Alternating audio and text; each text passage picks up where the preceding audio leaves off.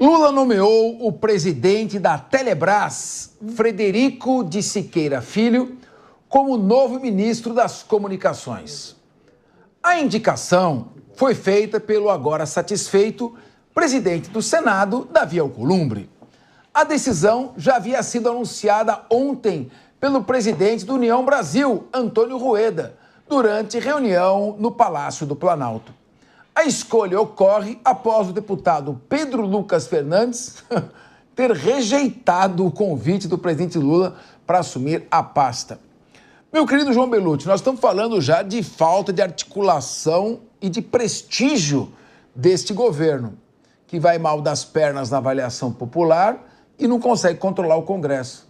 Agora, recusa pública e explícita é, no mínimo, incompetência e falta de organização. Por que não consultaram ele antes, em vez de passar esse carão? Agora tiveram que recorrer ao presidente do Senado, que, claro, não perdeu a oportunidade, já indicou o novo ministro. Pois é, Capês, você vê que, estranhamente, o Alcolumbre vem também vetando o avanço da pauta da anistia, inclusive dando declarações nesse sentido, e agora ele emplaca uma indicação sua num super ministério, que é o Ministério das Comunicações. Realmente chama bastante atenção esse movimento e mostra como tudo ali na política é uma coisa totalmente divorciada dos interesses da população. Não há interesse algum público nessa situação na nomeação via Alcolumbre. O que tem a ver o presidente de uma casa nomear o ministro das Comunicações? Não faz sentido nenhum, mas nesse presidencialismo de coalizão à brasileira, que já nem presidencialismo mais é, uma mistura com parlamentarismo, não dá para saber o que é esse regime brasileiro, isso acaba sendo normalizado. E esse constrangimento que o governo passou, eu não sei se chegou a ser inédito, na memória, que eu não lembro de outro caso desse. A própria Gleice Hoffmann chegou a dar uma declaração dando a entender que ele assumiria mesmo, e depois ele vai e recusa o cargo de ministro, que é aquele tipo de convite que ou você não recusa, ou você recusa ali em bastidor, né? Ventila, que não vai aceitar por outra questão. Mas assim, foi uma coisa bastante vergonhosa, mas mostra toda essa desorganização do governo. O Lula, ele me parece muito mais preocupado com popularidade, tentar pautar a mídia a todo instante, e não vem conseguindo. É por isso que o PL da anistia ganha cada vez mais força na população e menos força nos donos do poder, porque para eles não interessa isso aqui da anistia porque está incomodando alguns poderosos. A população querendo uma coisa e o Congresso fazendo outra, Cabeça.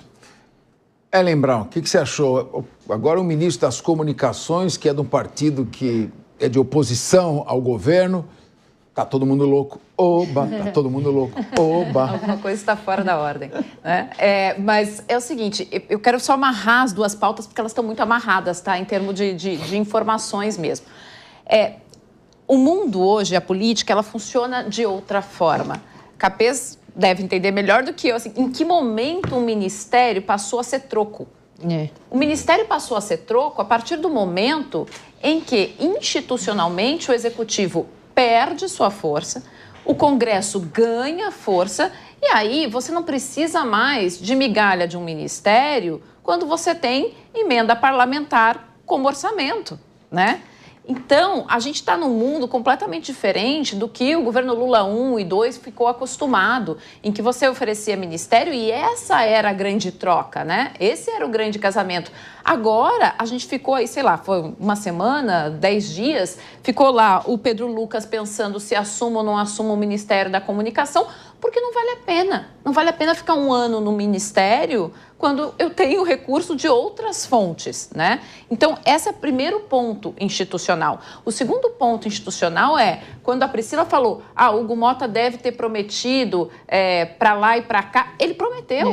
Ele prometeu para se eleger. Então, assim, o presidente fez duas promessas distintas, uma para a oposição e outra para o governo, e agora precisa lidar com essa situação em que você tem 262 votos favoráveis a um projeto da anistia, que é um projeto que anistia tudo, antes, durante e depois, esse que está lá hoje, precisavam de 257 votos, né? Você tem 56% da população contrária a esse projeto, mas você precisa lidar com essa situação política. Então, o que me parece mais factível aqui, aí, do ponto de vista de onde eu estou, que a apuração é essa.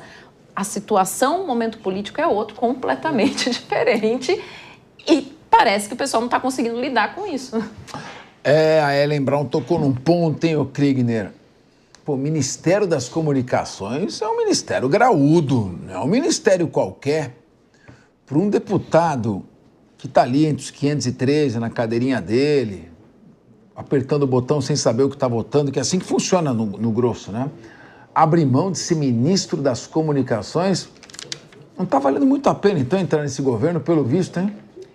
O deputado que é um bom deputado e que, bom no sentido não de qualidade, mas assim, aquele que sabe se manter no poder aí, que já está faz tempo, como é o caso do Pedro Lucas, vai saber muito bem que o crime pior que você poderia cometer é trair sua própria base. Assumindo essa pasta, ele faria isso. E o barco está afundando, todo mundo já percebeu, afundando no sentido político, no sentido fiscal, e no sentido, inclusive, moral, ninguém vai querer fazer parte disso. É um vexame para o presidente Lula e mostra, mais uma vez, esse é o segundo caso que a gente fala só hoje, da questão do descontrole que o governo federal, na figura do presidente Lula, tem tido em relação às diferentes áreas do governo. Nem atrair ministros ele tem conseguido fazer. Mas isso também é bem sabido lá em Brasília e ninguém fala, ao contrário também, que os próprios ministros que estão nas pastas se sentem abandonados pelo próprio presidente Lula.